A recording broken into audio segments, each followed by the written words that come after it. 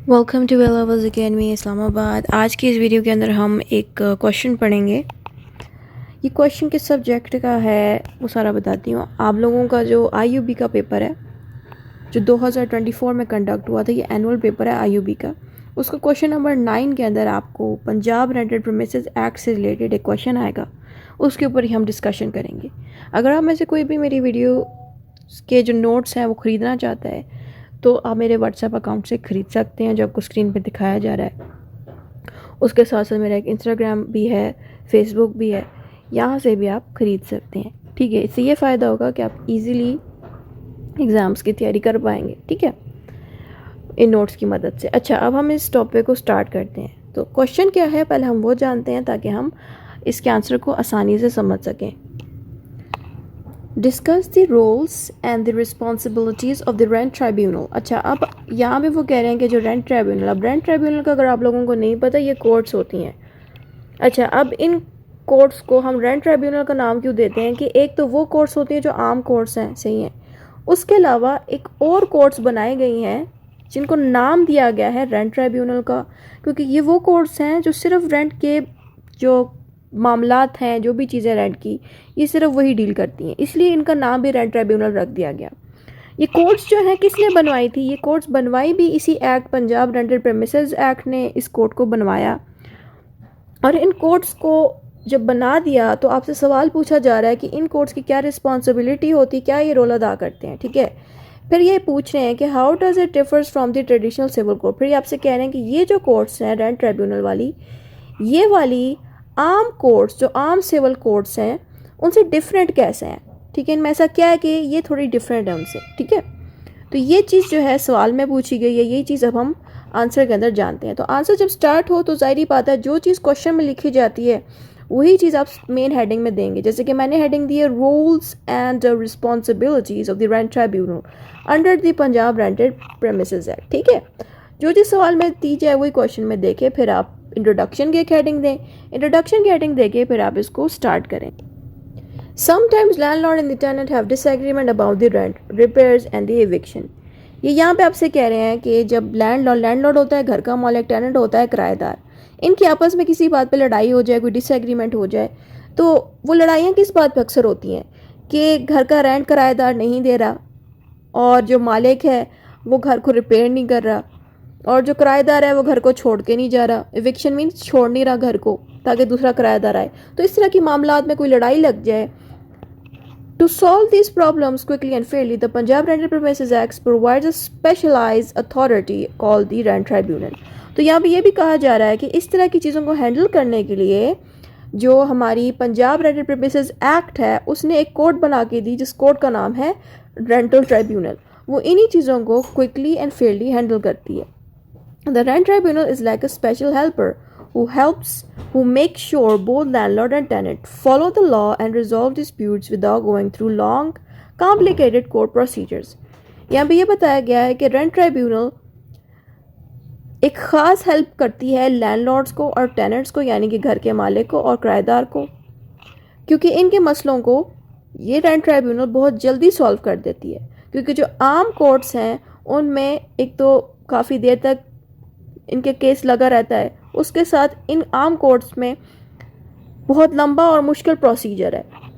इसीलिए इन सब से बचने के लिए जो रेंट ट्राइब्यूनल है वो बनाई गई ताकि लैंडलॉर्ड और टेनेंट को जल्दी इनके मसले सॉल्व हो सके। ये सारा इंट्रोडक्शन में आएगा। फिर आता है rules for the rent tribunal, roles for the rent tribunal. अब रोल का मतलब है कि क्या रोल, क्या ड्यूटी निभाता है ये रेंट ट्राइब्यूनल। सबसे पहली ड्यूटी ये निभाता है कि डिस्प्यूट्स को सॉल्व करता है। डिस्प्यूट्स मीन्स लड़ाइयों को सॉल्व करता है, यानी कि लैंडलॉर्ड और टेनेंट के बीच कोई भी लड़ाई लग जाए उनको सॉल्व करेगा।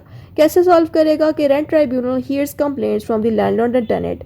लैंडलॉर्ड की तरफ से कोई कंप्लेंट आई हो या टेनेंट की तरफ से कोई कंप्लेंट आई हो, इनकी कंप्लेंट्स को ये रेंट ट्राइब्यूनल सुनता है। एग्जाम्पल इसमें आप देंगे, if a landlord wants to evict a tenant और if a tenant wants repairs the tribunal decides fairly. यहाँ पे कह रहे हैं कि जो लैंडलॉर्ड है वो एविक्ट यानी कि किसी इंसान को निकालना चाह रहा है, किसको, टेनेंट को, किराएदार को निकालना चाह रहा है, किराएदार नहीं निकल रहा, तो ऐसे इंसान को एविक्ट करने के लिए लैंडलॉर्ड क्या करेगा, अपनी कंप्लेंट रेंट ट्राइब्यूनल को देगा और रेंट ट्राइब्यूनल फिर उस किराएदार को निकालेगा। उसके अलावा जो किराएदार है वो रेंट भी सही से दे रहा है लैंडलॉर्ड को, लेकिन जिस घर में वो रह रहा है वो घर ठीक नहीं है, उसको रिपेयर नहीं किया जा रहा और टेनेंट किराएदार लैंडलॉर्ड से कहते हैं घर को रिपेयर करो। लैंडलॉर्ड अगर नहीं रिपेयर करता तो टेनेंट लैंडलॉर्ड के ऊपर शिकायत रेंट ट्राइब्यूनल को कर सकता है कि आप लैंडलॉर्ड से कहें कि घर को रिपेयर करें। तो इस तरह से दोनों पर्सन्स की शिकायतों को रेंट ट्राइब्यूनल सुनता है। फिर आता है इन्फोर्सिंग द रेंट एग्रीमेंट। ये जो कोर्ट होती है ये कोशिश करती है कि दोनों पार्टीज रेंट एग्रीमेंट को फॉलो करें, कोई एक भी रेंट एग्रीमेंट के खिलाफ ना जाए। इसीलिए इसमें लिखा गया है कि बने हुए रेंट एग्रीमेंट को इन्फोर्स कराती है, ज़बरदस्ती लागू करवाती है इन पे। इस पर बात लिखेंगे कि ensures that terms of the rental agreement are followed. इसका मतलब ये कि जो बातें रेंट एग्रीमेंट में लिखी गई हैं उन बातों को ये दोनों पार्टीज फॉलो करें। एग्जाम्पल आप इसमें दे सकते हैं, if a tenant pays late rent tribunal में ऑर्डर टू पे। यहाँ भी ये भी कहा गया है कि जो टेनेंट है यानी कि जो किराएदार है अगर वो टाइम पे नहीं करता तो ट्राइब्यूनल यानी कि रेंट ट्राइब्यूनल टेनेंट से कहेगी कि आप टाइम पे करें। ठीक है, इस तरह से क्यों कहेगी, क्योंकि जो एग्रीमेंट हुआ था, कॉन्ट्रैक्ट हुआ था रेंट वाला, उसके अंदर लिखा गया है कि टाइमली टेनेंट को पे करना है, किराएदार को पे करना है। ये बात यहाँ बताएगी। अगर वो नहीं पे करेगा तो सारी बात है फिर रेंट ट्राइब्यूनल टेनेंट से कहेगी टाइम पे करें। फिर आता है ऑर्डरिंग रिपेयर्स। ऑर्डरिंग रिपेयर्स में सबसे पहला पॉइंट आपने देना है, if the landlord does not fix problems like leaking roof or broken water pipes, the tribunals can order the landlord to repair the property। यहाँ पे ये कह रहे हैं कि जो लैंडलॉर्ड है, घर का जो मालिक है, वो घर के अंदर अगर कोई भी चीज़ टूटी हुई है, जैसे कि घर की छत लीक कर रही है, पानी आ रहा है या दीवारें टूट गई हैं या पेंट उतर गया या कोई पाइप ही टूट गया, तो ये सारी जो चीज़ें हैं जो टूटी हुई हैं घर की, वो सिर्फ मालिक ही ठीक करता है। लेकिन अगर मालिक ठीक नहीं करेगा तो जो ये ट्राइब्यूनल है, ये जो कोर्ट है, वो लैंडलॉर्ड से कहेगी, लैंडलॉर्ड को ऑर्डर करेगी कि आप इस घर को रिपेयर करें। ठीक है, ये शिकायत कौन इनको भेजता है कि मालिक जो है घर का, लैंडलॉर्ड रिपेयर नहीं कर रहा प्रॉपर्टी को, तो जो टेनेंट है वही रेंट ट्राइब्यूनल को ये कहेगा कि लैंडलॉर्ड कोई भी चीज़ें ठीक नहीं कर रहा। इसीलिए जो ट्राइब्यूनल है वो टेनेंट को हेल्प करेगी और लैंडलॉर्ड से कहेगी कि आप सारी चीज़ें ठीक करें। फिर आपने नेक्स्ट पॉइंट देना है हैंडलिंग एविक्शन केसेस। एविक्शन मतलब टेनेंट को निकालना। अगर कोई ऐसा टेनेंट यानी कि ऐसा किराएदार आपने अपने घर में घुसा दिया है जो बहुत ही बुरा इंसान है और रेंट भी नहीं दे रहा और घर पे कब्जा करके बैठ गया है, तो ऐसे इंसान को निकालने के लिए लैंडलॉर्ड क्या करते हैं, कोर्ट से मदद लेते हैं। कौन सी कोर्ट? रेंट ट्राइब्यूनल से। ठीक है, तो रेंट ट्राइब्यूनल क्या करती है, ऐसे टेनेंट्स को जो पैसे भी नहीं दे रहे और बदमाशी कर रहे हैं, निकल नहीं रहे घर से, तो ऐसे टेनेंट्स को निकलवाने में मदद करती है लैंडलॉर्ड की। पुलिस भेजती है ऑब्वियसली कोर्ट्स। फिर the tribunal decides if eviction is legal and justified. अगर किसी बंदे को निकालना है लैंडलॉर्ड को, तो निकालने से पहले लैंडलॉर्ड क्या करेगा कि रेंट ट्राइब्यूनल से पूछेगा कि ये जो किराएदार है ये सही इंसान नहीं है, इसने घर मुझसे तो लिया था रहने के लिए, लेकिन इस घर में इसने बिजनेस स्टार्ट कर दिया, मुझे बताया नहीं।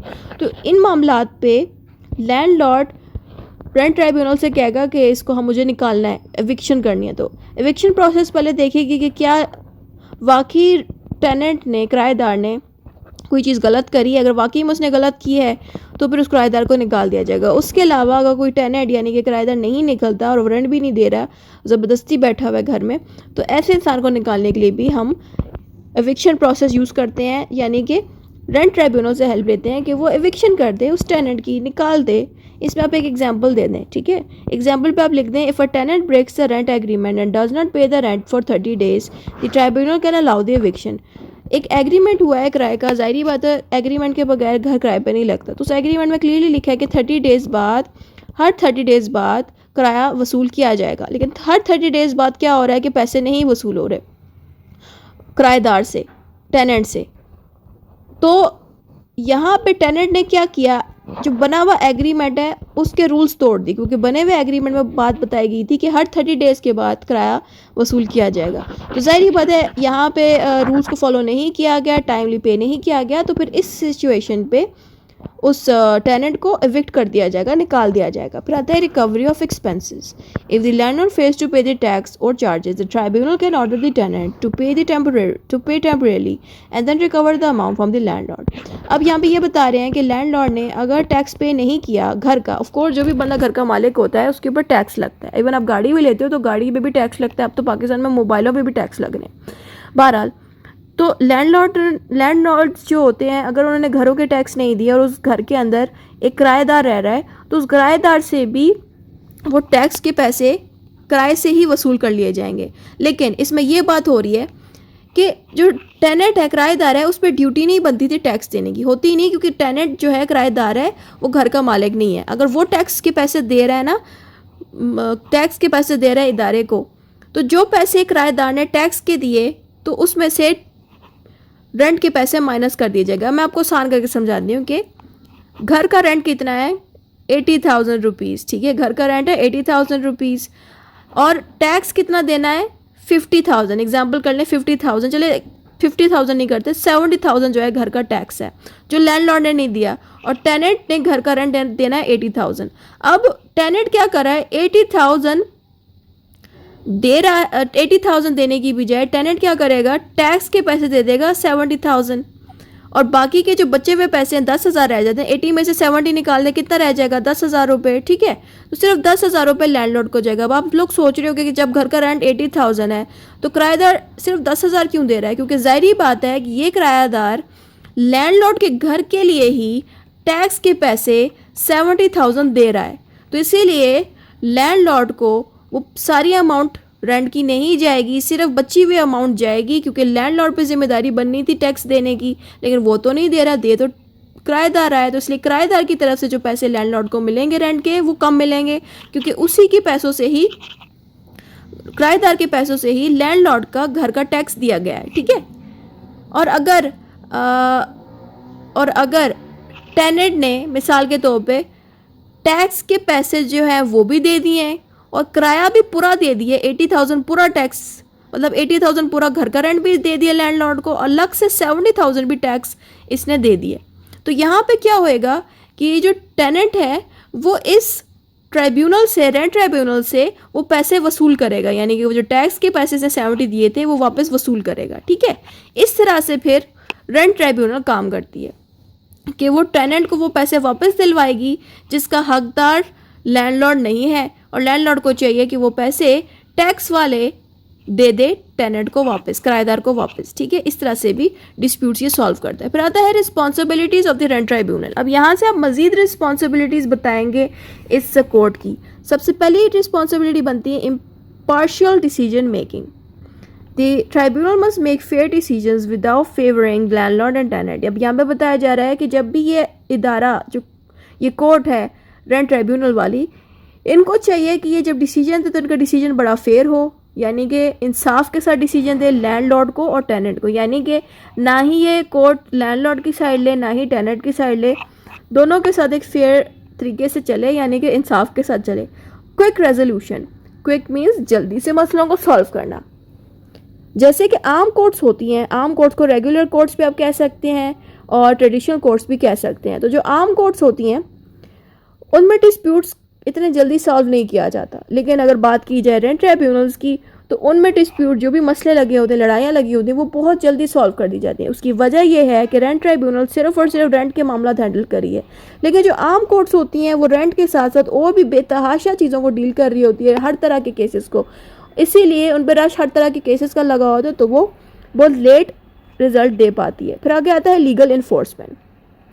The tribunal can enforce it's orders such as collecting rent, ordering repairs or approving eviction। यहाँ भी ये कह रहे हैं कि ऑर्डर नाफिज करवाते हैं, ऑर्डर लगवाते हैं कि देखो अगर टेनेंट किराएदार रेंट नहीं दे रहा तो उसको ऑर्डर किया जाएगा कि आप रेंट दें, और लैंडलॉर्ड को ऑर्डर किया जाएगा कि आप रेंट कलेक्ट करें। वैसे ही अगर लैंडलॉर्ड जो घर का मालिक है अगर वो रिपेयर्स नहीं कर रहा, कोई भी घर की मेंटेनेंस नहीं कर रहा, और टेनेंट जो किराएदार है वो तंग हो रहा है घर में रह के, क्योंकि घर की दीवारें लीक कर रही हैं और भी प्रॉब्लम्स बन रही हैं, तो ये ट्राइब्यूनल लैंडलॉर्ड को ऑर्डर करेगा कि आप अपने घर को रिपेयर करें। तो इस तरह से इनके पास ये पावर्स होती हैं कि वो जो काम नहीं की हो रहे लैंडलॉर्ड और टेनेंट की भी लड़ाई लगी हुई है, उन मसलों को ये हल करते हैं। फिर आता है protecting rights, ensures both landlord and the tenant follow their legal rights and duties. और इन ट्राइब्यूनल्स यानी कि इन कोर्ट्स पे ये पावर्स भी होती हैं कि ये लैंडलॉर्ड एंड टेनेंट के राइट्स के ऊपर थोड़ा तवज्जो दें, ताकि ये दोनों एक दूसरे के हक ना खाएं, एक दूसरे को तकलीफ़ ना दें, अपने हिस्से के राइट्स निभाएं और अपने हिस्से की ड्यूटीज़ भी निभाएं। ठीक है, डिफरेंस आपने थोड़ी सी देनी है इन दोनों कोर्ट्स में, क्योंकि इसके ऊपर सवाल आया है कि आप थोड़ा सा डिफरेंस भी बताएं। डिफरेंस मैंने टू द पॉइंट इस बॉक्स बना के लिख दिया, आप इसी तरह बना सकते हैं डिफरेंस के, आप पेपर में इस तरह से डिफरेंस की हेडिंग दें और एक चार्ट बना दें इस तरह से। ठीक है, तो यहाँ पे मैंने सबसे पहले फीचर्स यानी कि क्वालिटीज़ लिख दी हैं दोनों कोर्ट्स की। तो क्वालिटीज़ में सबसे पहली क्वालिटी आती है पर्पस, यानी कि रेंट ट्राइब्यूनल और सिविल कोर्ट्स, आम सिविल कोर्ट्स में क्या फ़र्क है, इनका पर्पस क्या है। तो रेंट ट्राइब्यूनल का पर्पस ये है कि ये लैंडलॉर्ड और टेनेंट के मामलात को हैंडल करती है बहुत ही ज़्यादा प्रोफेशनल तरीके से। ठीक है, उनके मसलों को हैंडल करती है। वैसे ही जो सिविल कोर्ट्स होती हैं वो हर तरह के लीगल केसेस डील करती है, चाहे आप उसमें रेंट के केसेस भी ले जाओ ये वो भी डील कर लेगी, लेकिन इसमें ऑलरेडी हर तरह के केसेस भी आते हैं रेंट के अलावा भी, इसीलिए ये बेचारी बर्डन अप हुई होती है। जहाँ तक रही बात स्पीड की, तो ज़ाहिर बात है रेंट ट्राइब्यूनल की स्पीड ज़्यादा तेज़ होएगी डिसीजन देने में, लेकिन जहाँ तक रही बात सिविल कोर्ट्स की, उसमें डिसीजंस महीने लगा देते हैं या साल भी लगा देते हैं, क्योंकि उसमें ऑलरेडी इतने ज़्यादा केसेस आए होते हैं कि वो कोर्ट इतना जल्दी रिस्पॉन्स नहीं दे पाती। फिर आता है एक्सपर्टीज़, ज़ाहिर बात है रेंट ट्राइब्यूनल में रेंट लॉज वाले जो जजेस होते हैं और जो लॉयर्स होते हैं उनमें उनका तजर्बा रेंट लॉज में बड़ा ज़्यादा अच्छा होता है रेंट ट्राइब्यूनल केसेस में। लेकिन जहाँ तक रही बात सिविल कोर्ट्स में, ऑफ कोर्स यहाँ पे जो जजेस होते हैं वो रेंट के ऊपर उनकी स्पेशलिटी खासियत इतनी अच्छी नहीं होती, काबिलियत इतनी अच्छी नहीं होती, क्योंकि ज़ाहिर बात है जो सिविल कोर्ट्स हैं ये सिर्फ रेंट के लिए थोड़ी बनाई गई हैं, इसमें और भी केसेस डील किए जा रहे हैं। तो ये वजह है कि यहाँ पे जो जज है वो किसी एक चीज़ पे इतना प्रोफेशनल नहीं होएगा। लेकिन अगर बात की जाए रेंट ट्राइब्यूनल की, तो यहाँ पे जो जजेस होंगे और जो वकील होंगे वो बड़े प्रोफेशनल्स होंगे। फिर आता है cost, usually cheaper and low cost, इसमें कॉस्ट पैसे कम लगते हैं आम बंदों के, लेकिन यहाँ पे जो सिविल कोर्ट है उसमें थोड़ी सी एक्सपेंसिव होगी। ठीक है, फिर आता है flexibility, can order repairs, adjust rent और अप्रूव एविक्शन। इनके पास क्या पावर्स हैं कि ज़ाहिर बात है ये लैंडलॉर्ड अगर रिपेयर नहीं करा तो उसे रिपेयर करवाएगा, अगर टेनेंट किराएदार पैसे नहीं दे रहे तो उससे पैसे दिलवाएगा लैंडलॉर्ड को। फिर एविक्शन यानी कि अगर टेनेंट को निकालना है तो यही ट्राइब्यूनल निकालेगी। लेकिन अगर सिविल कोर्ट्स की बात की जाए, can only be given general legal remedy like compensation and injunction. लेकिन अगर बात की जाए सिविल कोर्ट्स की, तो वो रेमेडीज़ यानी कि किस तरह से मसलों को सॉल्व करती है, तो वो मसलों को इस तरह से सॉल्व करती है कि वो कहती है कि आप पैसे दे दें या किसी को रोक देती है, यानी कि जो नॉर्मल रेमेडीज़ है ना, नॉर्मल सोल्यूशन है, ये वो प्रोवाइड करती है। लेकिन जो ये रेंट ट्राइब्यूनल है ये ज़्यादा रेमेडीज़ प्रोवाइड करती है। रेमेडीज़ होती है सोल्यूशन, जैसे कि अगर मसला सारा रिपेयर के ऊपर है, यानी कि रिपेयर घर की मेंटेनेंस नहीं की जा रही, तो अगर घर की मेंटेनेंस का मसला है तो अगर आप सिविल कोर्ट जाओ तो वो घर को मेंटेन कराने का ऑर्डर नहीं देगी, वो कहेगी आप पैसे दे दो, वो कहेगी इस मसले को रोक दो, वो कहेगी बंदे को जेल में डाल दो। तो यहाँ पे मसला किसी और तरीके से हल होएगा। लेकिन अगर बात की जाए रेंट ट्राइब्यूनल की, उनको जब आप कहोगे कि रिपेयर्स करवानी थी, यानी कि जो टेनेंट है वो ये शिकायत लेके आता है कि लैंडलॉर्ड घर का मालिक रिपेयर नहीं करा, तो ये जो रेंट ट्राइब्यूनल है ये रिपेयर का ऑर्डर देगी लैंडलॉर्ड को कि आप रिपेयर करें, अगर आप रिपेयर नहीं करते हम आपको फ़ाइन लगवा देंगे और आपको जेल में भी डाल सकते हैं। फिर आता है formality, less formal faster procedure. यहाँ पे ये कह रहे हैं कि ये इतना लंबा बातें नहीं खींचता और जल्दी जल्दी प्रोसीजर यानी कि जल्दी जल्दी केसेस को स्टार्ट करता है और डिसीजंस देता है। लेकिन बात की जाए सिविल कोर्ट्स की, तो इसमें प्रोसीजर बड़ा सख्त है, यानी कि इसमें जिस तरह के लॉज यूज़ किए जाते हैं वो बड़ा सख्ती से लॉज यूज़ किए जाएंगे, सही है, और प्रोसीजर बड़ा सख्त होएगा और डिसीजन भी ज़ाहिर बात है देर से दिया जाएगा। कंक्लूजन, जो भी आपने ऊपर पढ़ा है वो दोबारा से आपने शॉर्ट करके कंक्लूजन में लिख देना। इतना ही था इस वीडियो में। खुदा हाफिज़।